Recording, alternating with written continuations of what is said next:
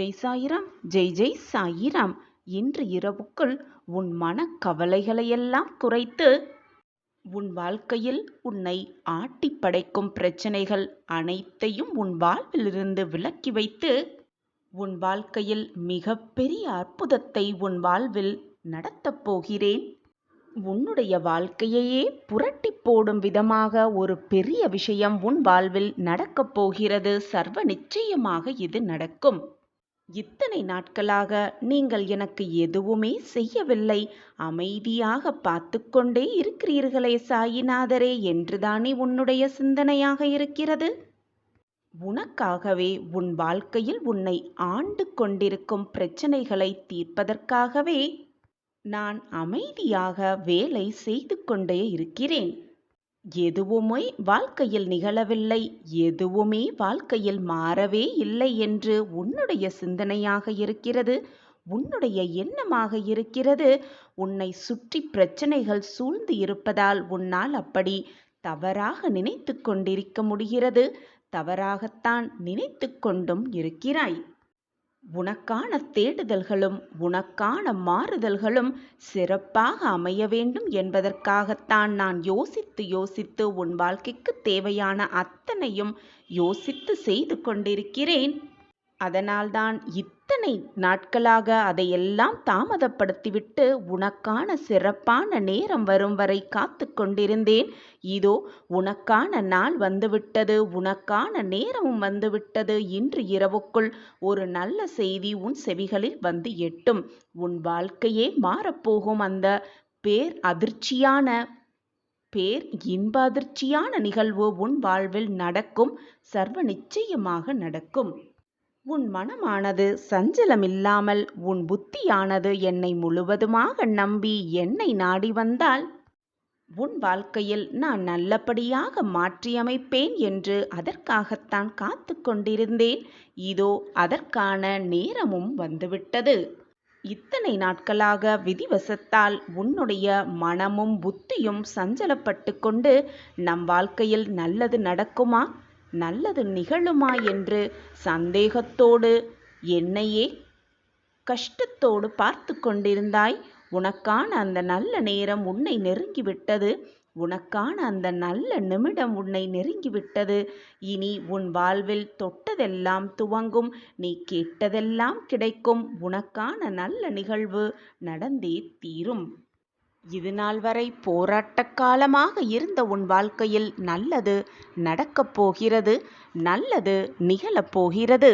அந்த சந்தோஷமான வாழ்க்கையில் நீ அடியெடுத்து வைக்கப் போகும் அந்த நல்ல நேரத்தில் எந்த ஒரு காரியத்தை செய்வதற்கு முன்பும் அதன் பின் விளைவுகள் என்ன, இந்த காரியத்தை நாம் செய்தால் அதற்கான விளைவுகள் என்னவாக இருக்கும், சரியானவாக இருக்குமா அல்லது மாறிவிடுமா என்ற சிந்தனையை 100 தடவை உன் மனதில் சிந்தித்து அந்த செயல்களில் ஈடுபடு.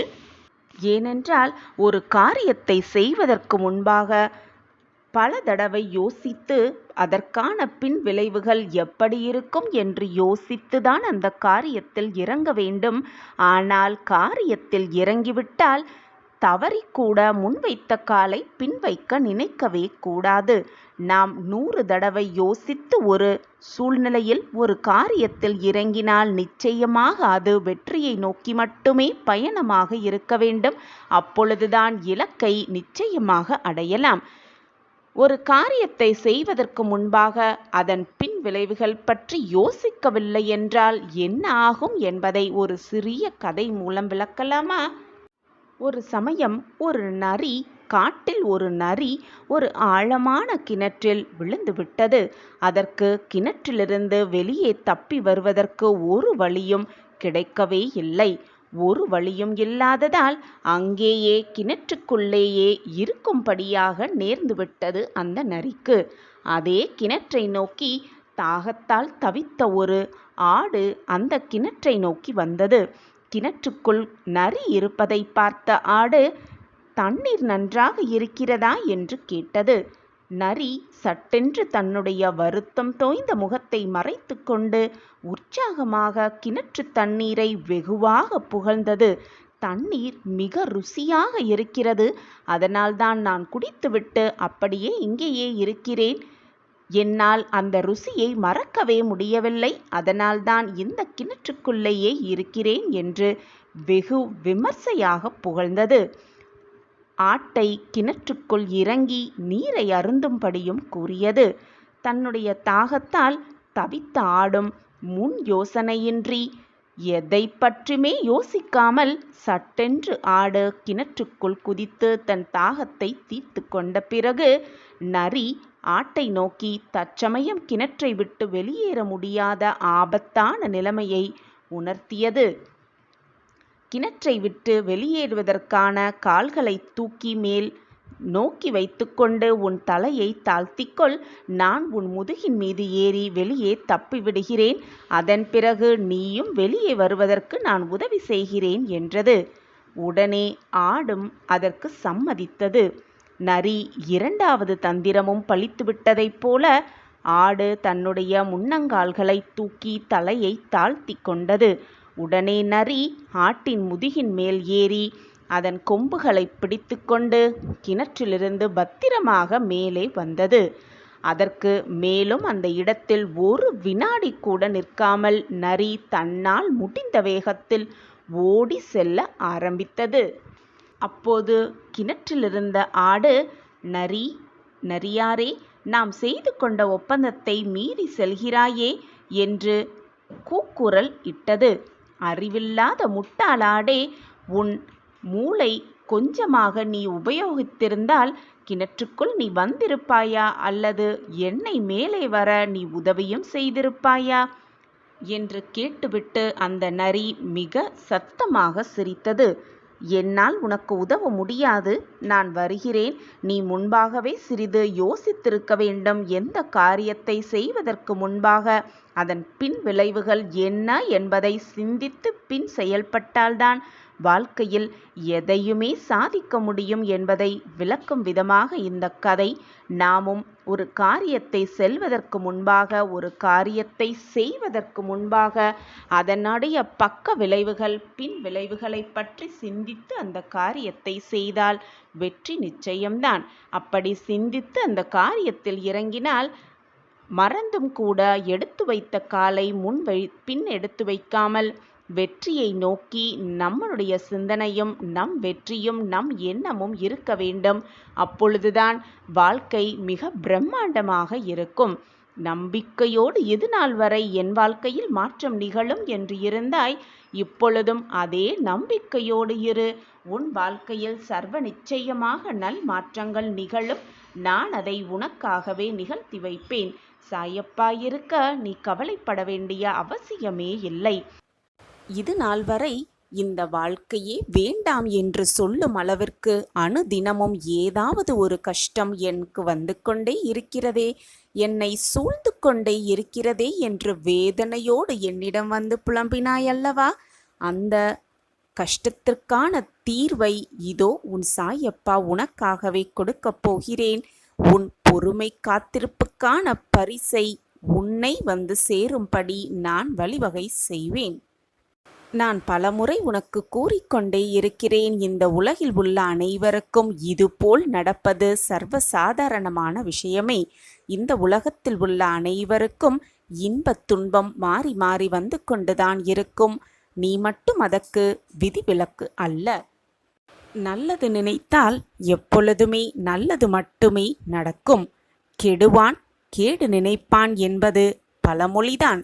பொறாமை மற்றும் பேராசையின் காரணமாக ஒருவன் அடுத்தவனை அழிக்க நினைத்தால் அது அவனுக்கே வினையாக முடிந்துவிடும் என்பது உண்மையிலும் உண்மை.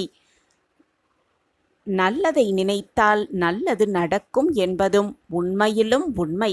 இறைவன் மேல் உண்மையான பக்தி செலுத்துவோரை எந்த கெடுதல்களும் ஒன்றுமே செய்துவிட முடியாது என்பதற்கு சான்று பல இருக்கிறது.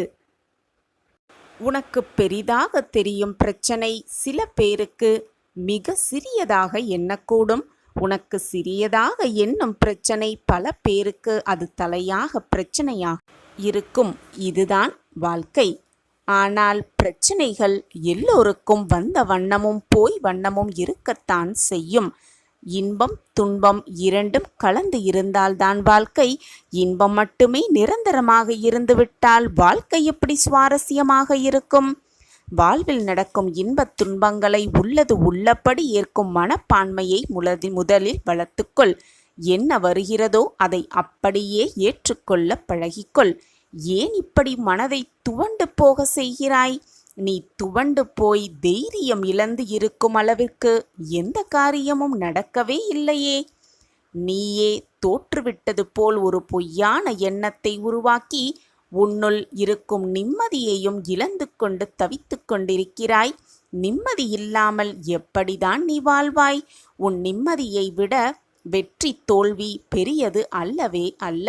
வெற்றி பெற்றாலோ தோல்வி பெற்றாலோ சந்தோஷம் வருமே தவிர, தோல்வியடைந்தால் கஷ்டம் வருமே தவிர நிம்மதி எப்பொழுதும் வரவே வராது. மனதை எப்பொழுதும் வெறுமையாக வைத்துக்கொள். அப்பொழுதுதான் மனம் வெறுமையாக இருந்தால் நிம்மதியாக இருக்கும் உன் மனம். எதையாவது நினைத்து கொண்டே இருந்தால் எப்படி உன் மனம் நிம்மதியாக இருக்கும்? ஏனென்றால் பிரச்சனைகள் சூழும் பொழுது அறிவாளிகள் கூட சில சமயம் முட்டாளாகி விடுகிறனர். முட்டாள்கள் கூட தைரியமாக செயல்பட்டு சில சமயம் அறிவாளியாகி விடுகிறார்கள். இரண்டு பேருக்கும் வித்தியாசம் தெரிவதே இல்லை. நீ எது வந்தாலும் தைரியமாக இருக்க பழகிக்கொள். உன் வாழ்வில் நீ மாற்றத்தக்க ஏற்றங்களை நிச்சயமாக கண்குளிர பார்க்கலாம். எந்த இடத்தில் நீ தவிர்க்கப்பட்டாயோ, நிராகரிக்கப்பட்டாயோ, அவமானம் செய்யப்பட்டாயோ, அதே இடத்தில் தவிர்க்க முடியாத சக்தியாக உருவெடுப்பதுதான் உண்மையான வெற்றி. அதுதான் நீ மற்றவர்களுக்கு கொடுக்கும் மிகப்பெரிய பாடமாகவே இருக்கும். உரிய நேரத்தில் உனக்கு உதவியவர்களையும் உதவாதவர்களையும் வாழ்நாள் முழுவதும் மறந்து விடாதே. சரியான நேரத்தில் உனக்கு உதவி செய்தவர்களை எப்பொழுதும் உன் மனதிலிருந்து தூக்கி எறிந்து விடாதே. அவர்கள் மனதை ஒரு பொழுதும் காயப்படுத்தவும் எண்ணி விடாதே. அதே சமயம் சரியான நேரத்தில் உனக்கு உதவாதவர்களை மறந்து விடாதே. அவர்களுக்கு உன்னுடைய நன்றியை சொல்லிக்கொண்டே இரு. அவர்கள் உதவி என்று வரும் பொழுது மறக்காமல் அவர்களுக்கு உதவி செய். அதுதான் அவர்களுக்கு மிகப்பெரிய தண்டனையாகவே இருக்கும். எப்பொழுதுமே மற்றவர்களை பற்றி சிந்தித்து கொண்டே இருக்கும் என் பிள்ளையே, உன் வாழ்வில் நல்லதை நடத்தாமல் நான் ஓயவே மாட்டேன். இது உன் சாயப்பா உனக்காகவே செய்து கொடுக்கும் சத்திய வாக்கேதான். இது நம்மால் முடியாது, இதை நம்மால் செய்ய இயலாது என்று தீர்மானிக்கும் ஒவ்வொரு செயல்களுக்குள்ளும் நிச்சயமாக ஏதாவது ஒரு வகையில் அதை வெல்லப் போகும் இரகசியம் ஒளிந்தே இருக்கும். சரியாக சிந்தித்தால் மட்டுமே அது நமக்கு புலப்படும், அது நமக்கு தென்படும், மிக நன்றாகவே புரிய வரும். எனவே அந்த இரகசியம் என்ன என்பதை சரியாக சிந்தனை செய்து கண்டுபிடி. உன் வாழ்க்கையில் மிகப்பெரிய பிரம்மாண்ட வெற்றியை சர்வ நிச்சயமாக காண்பாய். இறைவனிடத்திலிருந்து அழைப்பு வரும் வரை உழைப்பு என்பது அவசியம் இருந்து கொண்டே இருக்க வேண்டும். அப்பொழுதுதான் நீ உன் வாழ்க்கையில் வெற்றியை அடைவாய்.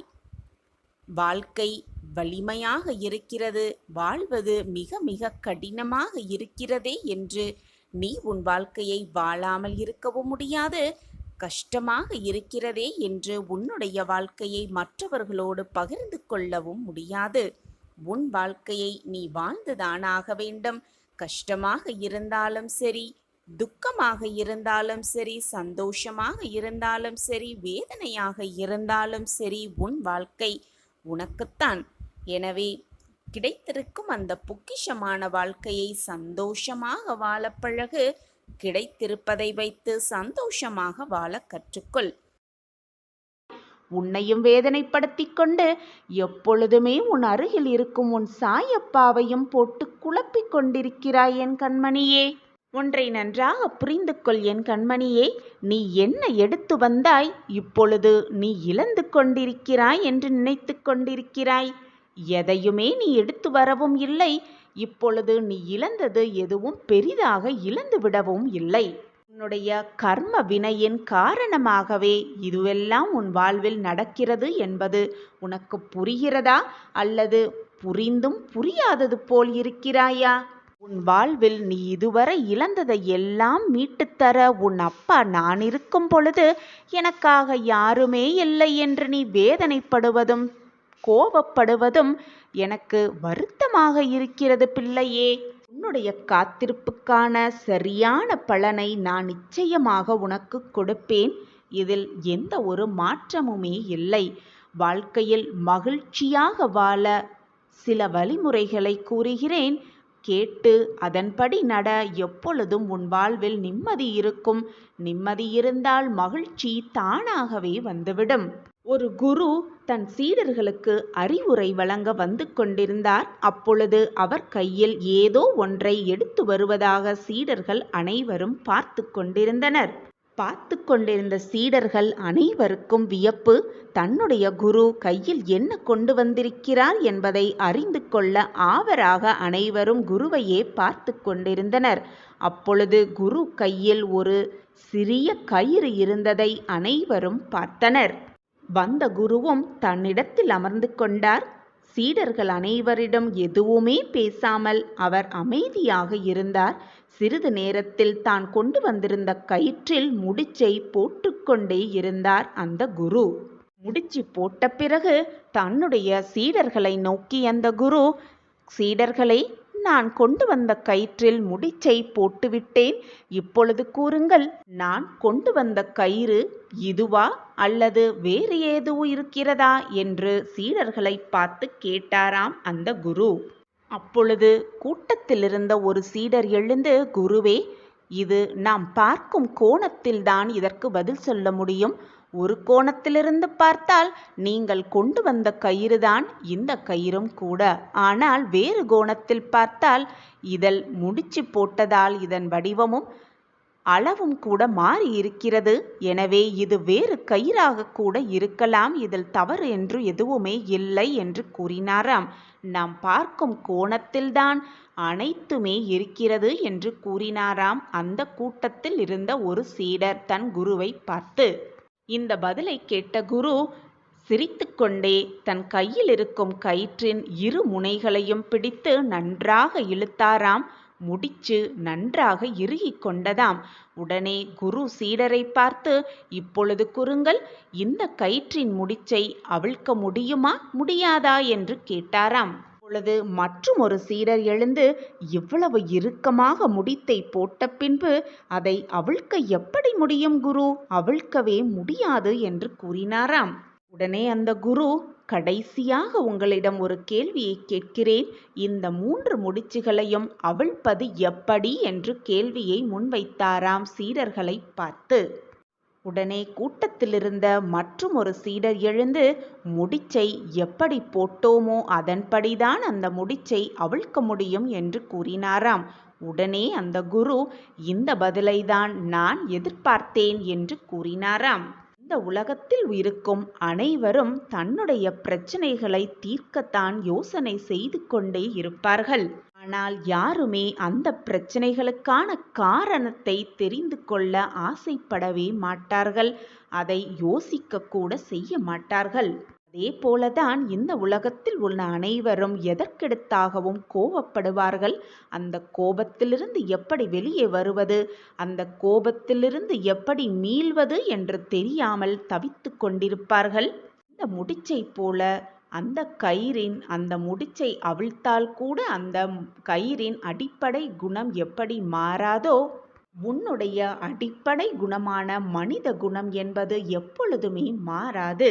இந்த கயிறுகளில் இருக்கும் முடிச்சுகளை அவிழ்ப்பது போல நம் வாழ்க்கையில் இருக்கும் பிரச்சனைகளையும் சிக்கல்களையும் நம்மால் தீர்க்க முடியும் யோசனை செய்வதால். குழந்தையே, உன் வாழ்க்கையில் பிரச்சனைகளும் கவலைகளும் துன்பங்களும் இருக்கத்தான் செய்யும். அதே போல அந்த பிரச்சனைகளுக்கான தீர்வும் அந்த கஷ்டங்களுக்கான மருந்தும் அந்த வேதனைகளுக்கான வலி தீர்க்கும் மருந்தும் நிச்சயமாக இருக்கவே செய்யும். எனவே என் குழந்தையே, உன் வாழ்க்கையில் ஏற்படும் பிரச்சனைகளையும் தோல்விகளையும் பார்த்து பயந்து பயந்து அந்த பிரச்சனைகளுக்காகவே உன் வாழ்க்கையை வீணாக செலவழித்து கொண்டிருக்கிறாய். உன் வாழ்க்கையை வீணாக்கிக் கொண்டிருக்கிறாய் குழந்தையே. உன் வாழ்க்கையில் நீ போட்ட முடிச்சை நிச்சயமாக அவிழ்க்கலாம். முயற்சி செய்து கொண்டே இரு. முயன்றால் முடியாதது என்று எதுவுமே இல்லை. உன் வாழ்க்கையை நீ மகிழ்ச்சியாக வாழ வேண்டும் என்று நினைத்தாலே நீ மகிழ்ச்சியாக வாழலாம். உன் வாழ்க்கையை மகிழ்ச்சியாக வாழ வைப்பதற்கு வேறு யாரும் வரவும் முடியாது. உன் வாழ்க்கையில் வந்தாலும் உன்னை மகிழ்ச்சியாக வாழ வைக்கவும் முடியாது. நீ நினைத்தால்தான் நீ மகிழ்ச்சியாக வாழ முடியும். உன் வாழ்க்கையை மற்றவர்கள் வாழவும் முடியாது. மற்றவர்களின் சந்தோஷத்திற்காக அடுத்தவரின் வாழ்க்கையை நீ வாழவும் முடியாது. உன் வாழ்க்கையை நீ வாழ்ந்து தான் ஆக வேண்டும். அதை மகிழ்ச்சியாக வாழ வேண்டுமா, நிம்மதியாக வாழ வேண்டுமா, அல்லது போராட்டத்தோடே கழிக்க வேண்டுமா என்பதை நீதான் முடிவு செய்ய வேண்டும் குழந்தையே. நீ மற்றவர்கள் மீது அன்போடு இருந்தால் அது உனக்கான பாசத்தை மீட்டுத் தரும். எனவே மற்றவர்கள் மீது எப்பொழுதும் அன்பாக இருந்த பழகிக்கொள். நாளை என்ன நடக்கும் என்று நினைத்து நினைத்து கலங்காதே. நம் எதிர்காலம் எப்படி இருக்கும், எதிர்காலத்தை எப்படி வாழ்வோம், அதை என்ன பண்ண வேண்டும் என்று யோசிக்காதே. நீ என்னதான் யோசித்தாலும் உனக்கு கிடைக்க வேண்டியதை நிச்சயமாக நான் உன்னிடம் வந்து கொடுப்பேன் என் குழந்தையே. கவலை கொள்ளாமல் மகிழ்ச்சியோடு இரு. உன் மனதை நிம்மதியாக வைத்துக்கொள். உன் மனது எப்பொழுதும் நிம்மதியாக இருந்தாலே சந்தோஷமும் மகிழ்ச்சியும் தானாகவே வந்து குடிக்கொண்டுவிடும் உன் மனதில். அதற்காக நீ அந்த சந்தோஷத்தையும் மகிழ்ச்சியையும் வேறு எங்கும் போய் தேடவே வேண்டாம். அது உன்னில்தான் இருக்கிறது. உன் மனதை நிம்மதியாக எப்பொழுதுமே வைத்துக்கொள். சந்தோஷமும் மகிழ்ச்சியும் ஆனந்தமும் அற்புதமும் எல்லாம் ஒவ்வொன்றாக உன்னில் இருக்கும் ஒவ்வொரு விஷயமும் வெளிவரும். நீ மகிழ்ச்சியாகவும் ஆனந்தமாகவும் வாழலாம். நான் இருக்கிறேன் குழந்தையே. எதற்காக உனக்கு இந்த பயம்? எப்பொழுதும் தான் செய்யும் சிறு தவறை கூட ஒப்புக்கொள்ளாதவர்களிடம் சற்று விலகி இருப்பது ரொம்பவே நல்லது. அப்படி இல்லை என்றால் அது உன்னுடைய மிகப்பெரிய தவறாகிவிடும். இந்த உலகத்தில் எல்லோர் முகங்களும் வெவ்வேறு விதமாகத்தான் இருக்கிறது. உண்மையான முகத்தை அறிந்து கொள்ள வேண்டுமானால் ஒருவருடைய கோபத்தை வைத்தே அவர்களின் உண்மையான முகத்தை அறிந்து கொள்ளலாம். வாழ்க்கை என்பது ஒரு விளையாட்டு போல. அந்த விளையாட்டில் யார் வெற்றி கொள்ள வேண்டும், யார் தோல்வியுற வேண்டும் என்பது முக்கியமல்ல. விளையாட்டில் அனைவருமே கலந்து கொள்ள வேண்டும். கலந்து கொண்டு வாழ்க்கையை சரிசமமாக நடத்தி வாழ்க்கையை வாழ வேண்டும் என்பதே மிக முக்கியமான ஒரு விஷயம். தொலைந்து போக வேண்டும் என்று நினைப்பவர்களை தேடிக்கொண்டே இருக்காதே. அவர்களை தேடப் போய் நீயும் உன் வாழ்க்கையில் தொலைந்து விடாமல் பாதுகாத்துக்கொள். இருட்டில் நின்று கொண்டு வெளிச்சத்தை தேடலாம். ஆனால் வெளிச்சத்தில் நின்று கொண்டு வெளிச்சத்தை தேட முடியுமா? அல்லது இருட்டில் நின்று கொண்டு இருட்டையே தேட முடியுமா? அதுபோலத்தான் நீ செய்வதும். ஒரு உறவை கைப்பிடிக்க பல உறவுகளை உதறி தள்ளும் குணம் இருந்தால் அதை உடனே தூக்கி எறிந்துவிடு. அப்படி இருந்துவிட்டு காலம் போன கடைசியில் உதறி தள்ளிய உறவுகளை வருந்தி என்ன பயன் இருக்கப் போகிறது? பலரின் எண்ணங்களும் வேறு, எதிர்பார்ப்புகளும் வேறு, ஏக்கங்களும் வேறு விதமாகத்தான் இருக்கிறது. அனைவரின் ஏக்கங்களும் ஏதோ ஒரு உறவுக்காகத்தான் ஏங்கிக் கொண்டிருக்கிறது. என் அன்பு குழந்தையே, உன்னை சுற்றி இருக்கும் அனைவரையும் நம்பு. ஆனால் எல்லா சூழ்நிலைகளிலும் அவர்களை நம்பிவிடாதே. தோல்வியைக் கண்டு எப்பொழுதுமே பயப்படாதே. நடப்பது எல்லாம் நன்மைக்கே என்று முன்னேறிக்கொண்டே இரு. நிச்சயமாக உன் வாழ்வில் வெளிச்சம் பிறக்கும். என் குழந்தையே, எது உன்னிடம் நிரந்தரமாக நிலைக்கும் என்று நீ எண்ணிக்கொண்டிருக்கிறாயோ அதுதான் உன்னை விட்டு முதலாவதாக விலகிச் செல்லும். ஏனென்றால் யாருக்குமே எதுவுமே நிரந்தரம் அல்ல என்பதுதான் நிதர்சனமான உண்மை. இன்று இருப்பது நாளை இருக்காது. நாளை இருப்பது மற்றொரு நாள் அது இருக்காது. இந்த வாழ்க்கையே நிலையில்லாதவைதான். இந்த உலகில் வீழ்த்தப்பட்டவர்களை விட சூழ்ச்சிகளால் ஏமாற்றப்பட்டவர்களே அதிகமாக இருக்கிறார்கள். என் குழந்தையே, நீயும் தைரியமாக இருந்து உன்னிடம் வரும் சூழ்ச்சிகளிலிருந்து எப்படி முன்னேறலாம், எப்படி சூழ்ச்சிகளிலிருந்து வெளிவிடலாம் என்பதை தீர்க்கமாக செயல்படுத்து. யாரையும் மிக எளிதாக எண்ணிவிடாதே. சூழ்நிலையில் எந்த சூழ்நிலையில் நாம் இருக்கிறோம் என்பதை அறிந்து அந்த சூழ்நிலைக்கேற்ப செயல்படு.